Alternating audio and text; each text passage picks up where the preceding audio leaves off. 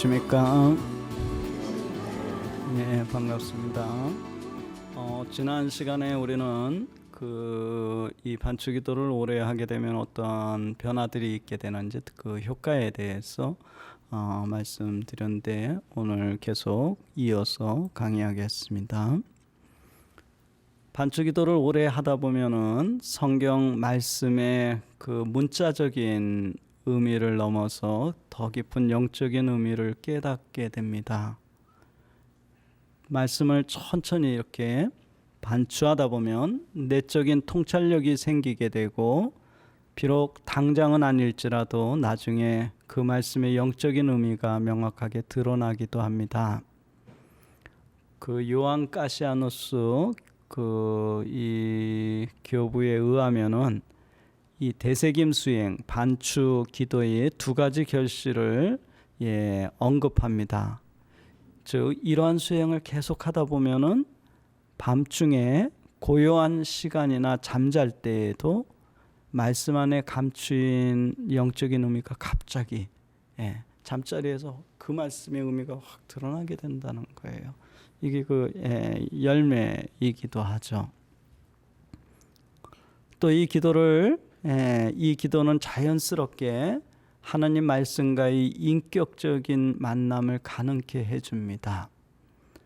말씀을 온 마음으로 반추하다 보면 어느덧 그 말씀이 그냥 죽은 말씀이 아니라 살아있는 말씀으로 다가오게 됩니다.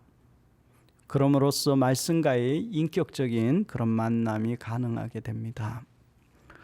그 성경을 이렇게 우리의 전 존재로 온 마음으로 이렇게 읽고 묵상하시다 보면요, 그 말씀이 과거에 그냥 죽은 말씀이 아니라 지금 여기에서 나에게 새롭게 선포되는 하나님의 메시지라는 거예요. 바로 그거에 대한 통찰이 있을 때, 그에 대한 깨달음이 있을 때 어떤 분은 통해의 눈물을 흘리기도 하고, 그 말이 바로 나에게 지금 이 순간에 주님이 하시는 말씀이라는 것을 깨닫게 될 때 통해의 눈물을 흘리기도 하고, 어떤 사람은 너무 기뻐가지고 그 독방 은수자들, 고대의 수도승들은 막 춤을 추기도 했다고 합니다.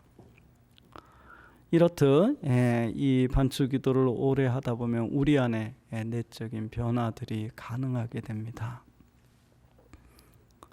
또 반추기도를 오래 하다 보면 활동 중에서도 고요함을 지닐 수 있게 되고, 또 고요함 중에서도 활동함이 가능하게 됩니다.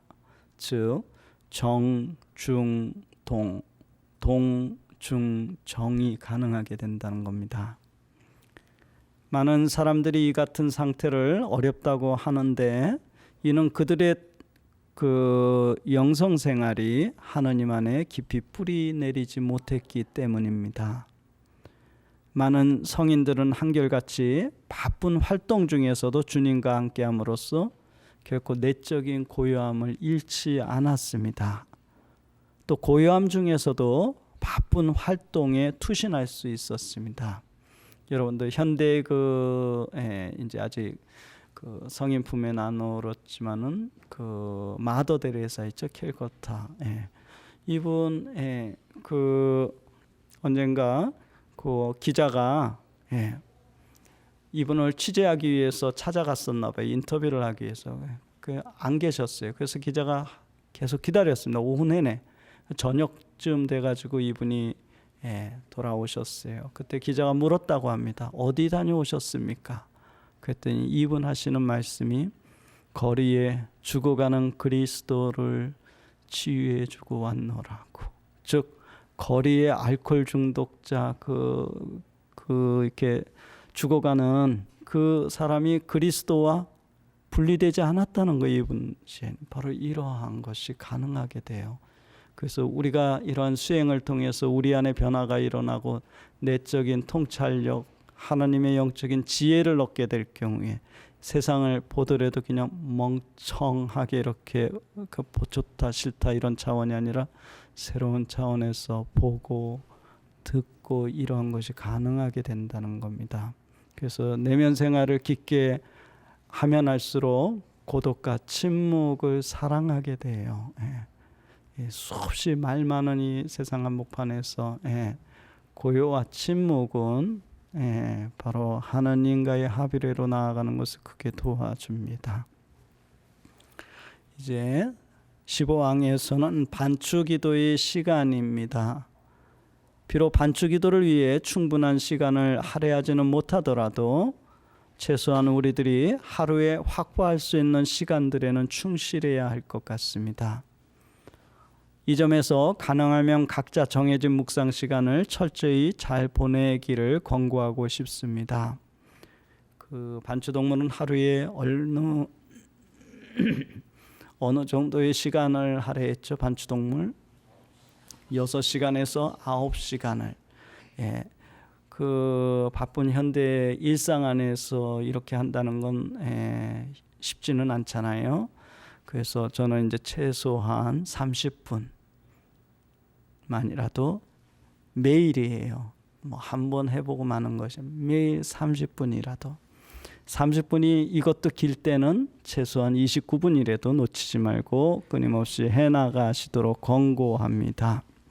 그리고 이 반추기도 이때는 오직 과중한 일이나 업무로부터 이렇게 그건 좀 옆에다 놓으시고 오직 한 말씀의 가난에 이렇게 천천히 이렇게 다가감이 중요할 것 같아요.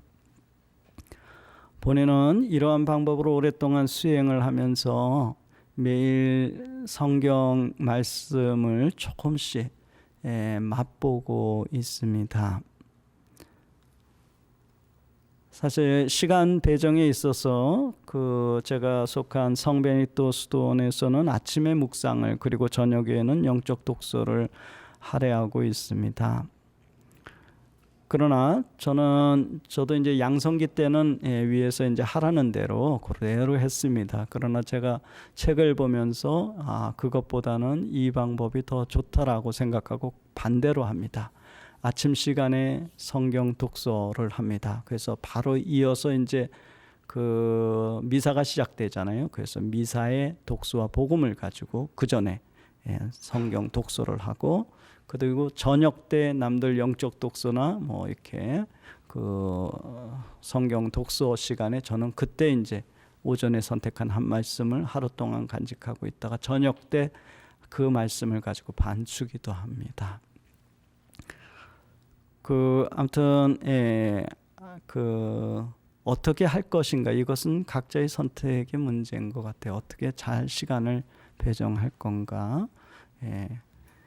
저의 경우는 이제 그렇게 반대로 이렇게 거꾸로 하는데 오히려 제 내면 생활, 영성 생활, 수도 생활에는 이것이 크게 저에겐 도움이 되고 있습니다. 그래서 그 수도의 연피정이나 그런 때 항상 이런 것들을 권고해 드리고 있습니다.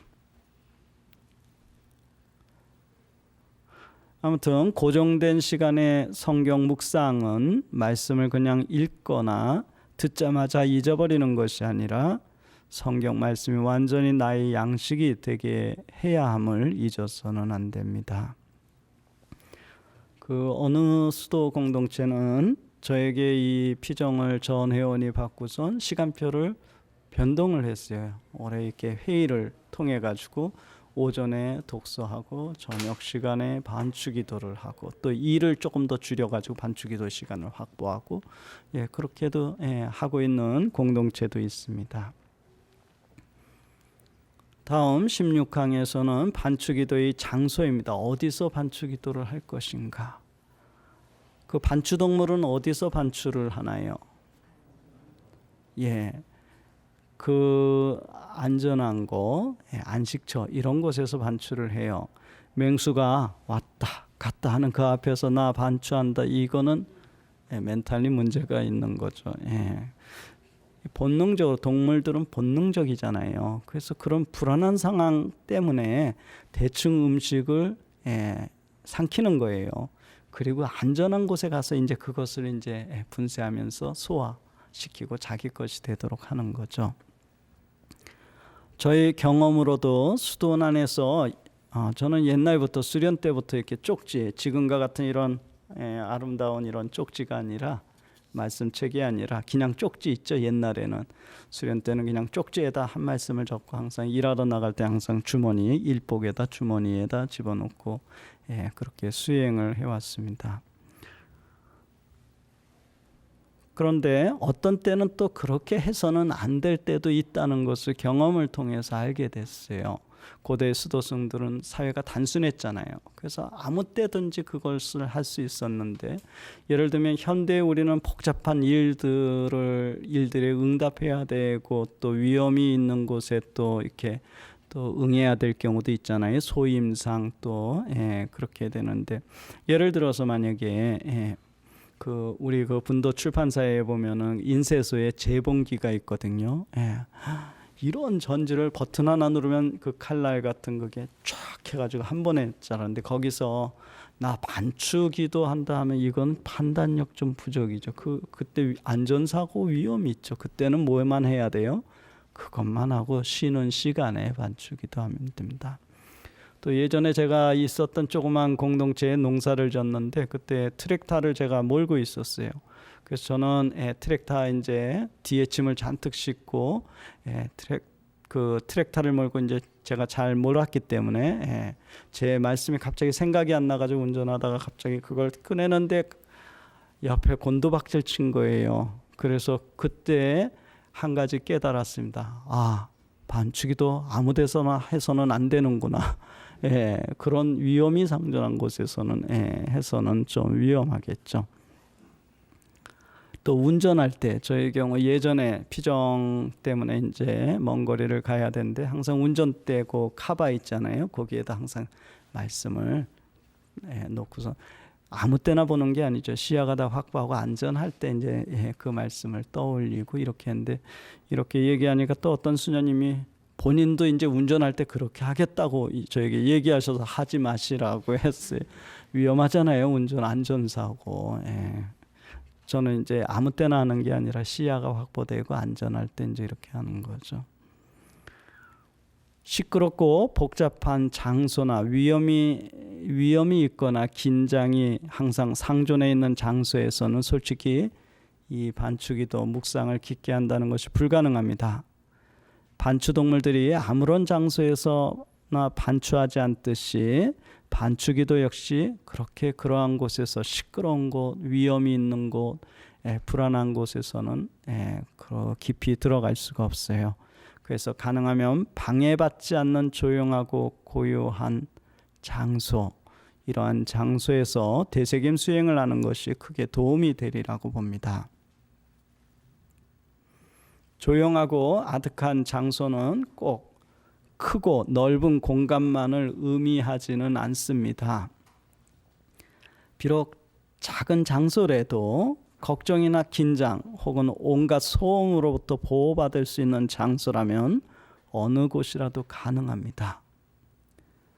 이렇게 반추기도를 위해 고정된 시간과 조용하고 아득한 장소는 성경 말씀을 더 깊게 집중하고 몰입하는 것을 돕게 됩니다. 실제로 여러분들 어머님들도 여기 계시죠.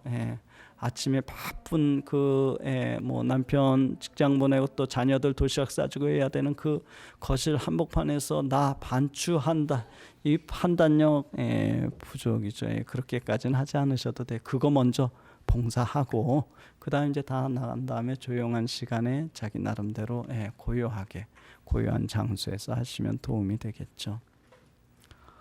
이제 17항은 반추기도와 이성인데, 현대에 소개되고 있는 많은 추론적인 묵상 방법들,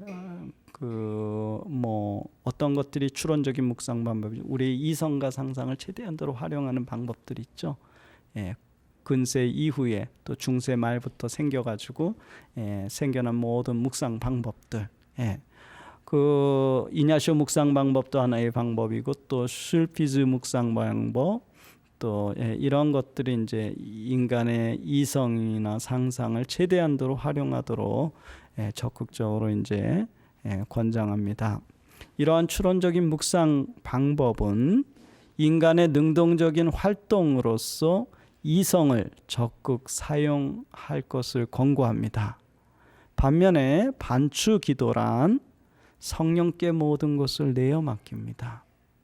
그러므로 우리의 인간의 이성도 수동적으로 성령이 사용하시도록 이렇게 내어놓는다는 거예요. 여기에서의 초점은 내가가 아니라 바로 성령이 중요합니다. 이런 근본적인 차이가 있어요. 오늘 강의는 여기까지 하겠습니다. 감사합니다.